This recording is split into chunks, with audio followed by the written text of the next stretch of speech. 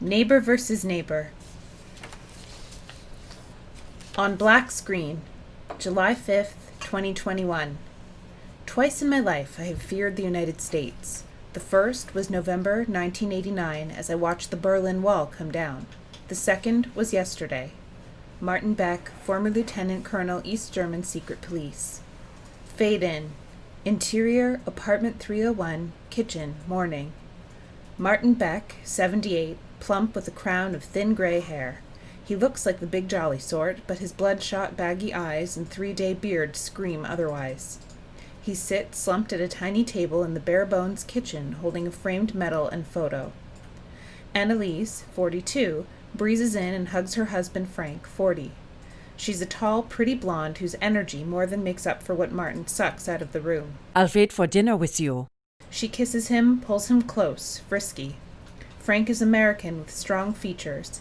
His tan-faced is as well-worn as his construction clothes and work boots. It'll be late again. Oh, Schatzi. I know it's date night, honey, but we need the money. Sorry. He kisses her sweetly, then heads for the door of the Spartan, well-kept apartment. She waves a mask. Oh, don't forget your mask. Governor's orders. I told you, I'm not doing that. Please, Schatzi, for me? Frank waves her off. No. The governor suspended all of our freedoms the moment he declared a state of emergency. It's more than a year now. Over what? Another stupid virus? That kills less people than the last one? This is my protest. No mask. Anneliese grabs him by the arm, embraces him. I just don't want you to get in trouble with the ESF and get taken away. She's saddened by the thought. His hands cradle her face. Where would the government take me? Jail? Doubtful. Martin, care to weigh in? Martin stares at the photo of his younger self receiving the medal from Erich Honecker. His grip tightens on it. Re-education camp. I'm sorry. I didn't mean to make you upset. I just think... He slams the frame down on the table. Listen to your husband. He is not a sheep. Thank you, Martin. Frank gives her a quick kiss, then returns to Martin, kisses the top of his head, pats it. I'll see you later. Martin's eyes follow Frank to the door, watches him peer through the peephole. The protest yesterday should remind that asshole governor his emergency powers don't usurp the Constitution. Frank's peephole view. Apartment 313, directly across. No activity in the hallway, but he waits a moment anyway. Quarantine is for sick people, not well people. Curfew, warrantless entry, illegal search and seizure, gas and food rations. It's all made up bullshit. Back to scene. We have rights. The Constitution hasn't been burned. Yet. Frank unlocks the door, opens it, checks both ways, and ducks out. Interior, apartment 313, morning. Brianna's peephole view. Frank exits the apartment, then walks out of view. That Kraut bastard isn't wearing a mask again. Back to scene. Brianna Williams, 38, an African-American woman whose superior-than-thou attitude is pound for pound as big as she is. Frank's not German. He's from New York. I thought you liked them. She marches down the hall to her husband, Desmond, 40, African-American, equal in size, sprawled on the couch and opens mail. They wear pajamas in the messy apartment. She's okay. I can't stand him. All righteous and all. Where's my phone? He pulls it out from under the mail, tosses it to her. Desmond finds a U.S. government envelope. The window shows a check. He smiles as if he's just won the lottery. Jackpot. Brianna goes to the window, jerks up the blinds. She uses her phone to take a video of something moving. You know, her old man was a communist. Secret police shit. Brianna opens her Facebook page and posts the video. Types a comment with it. Desmond waves the check at her. You'd be good at that. Me? Secret police? Shit, yeah. You don't do what I say? Bitch, I'll send your ass to jail. She snatches the check, looks at the amount. No work this month. 6 in a row. She does a little dance, pockets the check, goes back on her phone. She scrolls, finds a number, and dials. You calling the snitch line? Interior, apartment 301, kitchen, day. Martin's still at the kitchen table. The snitch line? Anneliese enters, sits with her laptop, opens it. Thousands of filthy rats calling. Day after day.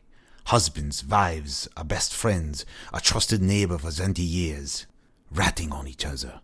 all eager for a few crumbs of government privilege. That won't happen here. He glares at her, then retrieves a bottle of Polish vodka near his foot, sets it next to a glass, stares at it. She glances at the clock, disappointed seeing it's 10:50.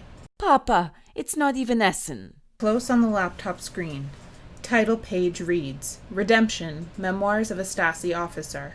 She scrolls to Chapter 5, The Schmidt Family. Back to scene. Martin pours a half glass as she throws him eye daggers. Let's continue. Today, we're on the Smiths family. Remember? He downs half the vodka in one gulp. I don't want to remember them. The Smiths. He slams his fist on the table. She jumps. He leans in. I'm going to hell for what I did to them. He finishes the vodka. His hand shakes as he pours more. You will feel better when we're finished. This is redemption. My confessions will not bring redemption. I destroyed countless lives and cannot undo what I've done. I should have fought the communists, not joined them.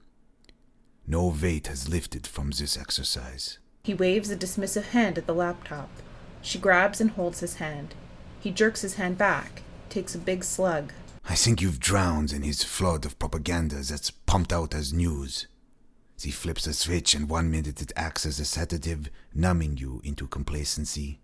The next it acts as a stimulant, jolting you into action. For the second time in my life, I fear this country.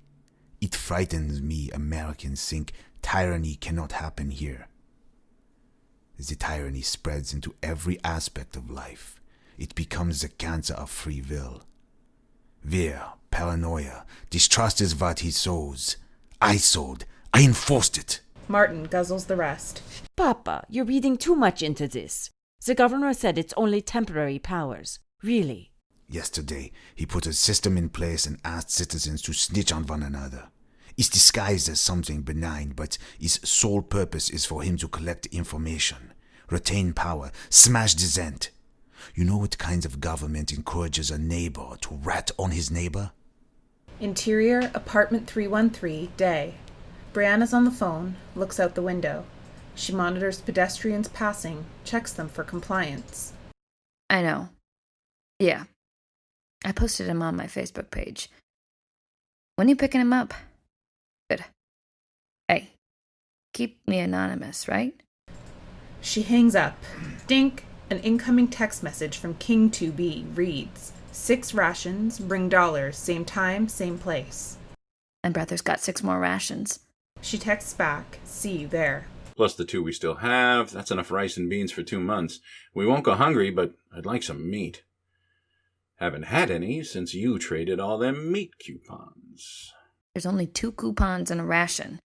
I needed all of them to trade for the 45, the 2 magazines, and ammo.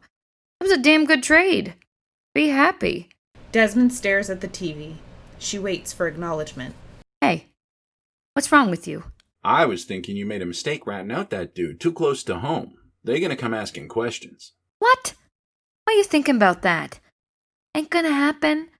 If they did, I'd tell them how many I'd turned in. 11 in 24 hours. Gotta be a record. All documented with video, too. They're gonna come in if they want.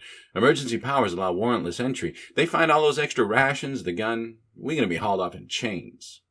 11's worth something. You gotta show some appreciation, give us some privileges.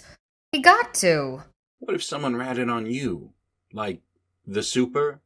Ramirez? That little wetback ain't gonna do shit. He's illegal, fresh off the donkey from Mexico. Besides, he's too damn lazy. Took him a month to fix that mouse hole behind the couch. What if I ratted on you? Made up some bullshit story because you wouldn't give me some ass last night. Revenge, just to fuck up your day. Then what? You get no lawyer, no trial, no due process. The gov's got all the power now. You're fucked. She straddles him. Her hands reach behind the pillows. Fuck the law. Fuck the governor. You wouldn't rat on me anyways. You'd miss this ass. Suddenly, she pulls the 45, pushes the barrel into his chest, dead serious. But if you did, I'd fucking kill you. Interior, apartment 301, kitchen, afternoon. Anneliese speaks on the landline phone. 4 uniformed ESF told us to leave then told the foreman to shut down the job. They had guns drawn, very military, super aggressive. I bolted before they could ask about the stupid mask. Hey, I'm getting off the bus. See you in a minute. She hangs up. Martin returns, hides tears in his eyes. He hands her a tattered old picture. They sit. She studies it. A man, a woman with an infant, a toddler. That's you. Martin fills the glass with vodka, guzzles half. Who are they?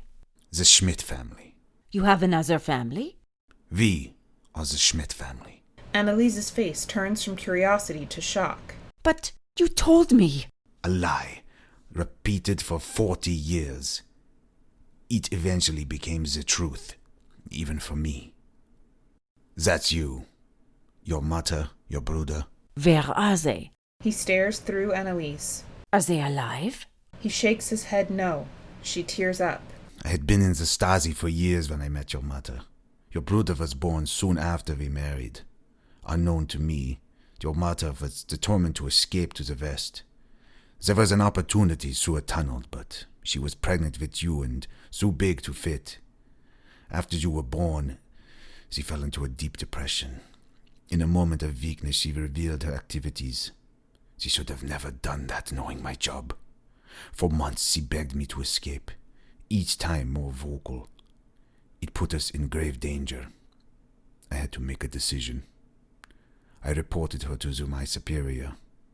That is the last family photo, taken the morning before security took us all away. Martin weeps. Tears well as she stares at the photo. Boom, boom, boom. The sound jolts them out of shock and dismay. She moves to get the door, but Martin jumps up and pushes her down. Boom, boom, boom. He carefully approaches the door.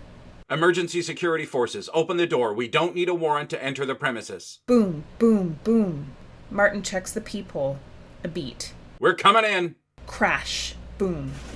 Begin intercuts with apartment 313 and back alley. Apartment 313. Heavily armed ESF agents in khaki uniforms smash down the door, rush in. They throw Brianna and Desmond down. Apartment 301. Martin watches the action across the hall from the peephole. Anneliese checks the window. She peers down the alley, sees Frank without a mask talk to two heavily armed ESF agents. They're aggressive. Frank's talking to the ESF.